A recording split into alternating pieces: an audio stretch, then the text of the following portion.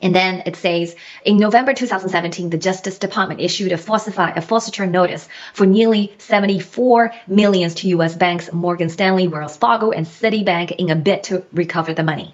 And this is where, I don't know, I saved a PDF, but the website has some issues, so it's covered. But I already read. This is where Miles Guo told the reporter that he has basically $3 billion on his head. It's a bounty hunt for his life. And through those, intermediaries that they've recruited, Elroy Brody, Stephen Wynn, Press Michel, and George Higginbotham. So the Chinese repatriation schemes were a derivative of the Malaysia scheme of to fund the Brody and use his connections within the Trump administration to end the U.S. money laundering probe into 1MDB. One Malaysia Development Board. Here we go. The Strategic Investment and Development Company is owned by the Malaysian government through the Ministry of Finance. Who is the chair of the Ministry of Finance? Which happened to be Najib, the Prime Minister. So the Prime Minister basically straddled on two posts. One is the Prime Minister of Malaysia, and the other one is the chairman of overseeing the Ministry of Finance.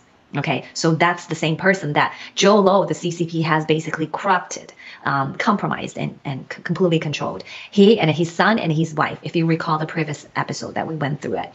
So Low and others were being investigated for laundering hundreds of millions of dollars in stolen 1MDB funds into the United States.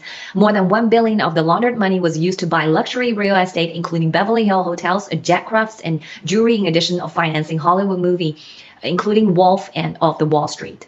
The funds also were used to pay bribes. And according to Higginbotham, in May 2017, Michel told him Low had made a second lobbying request involving Trump administration. This is Miles Guo. Separate from the Malaysia 1MDB case, the effort was described as potentially more lucrative. Here we go.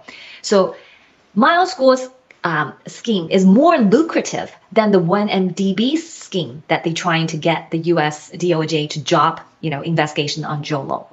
And potentially more lucrative, quote, is exactly from the legal documents. They say that this is potentially more lucrative than the money Malaysia was offering to pay in the 1MDB matter. So that means Miles Guo is more important than anything.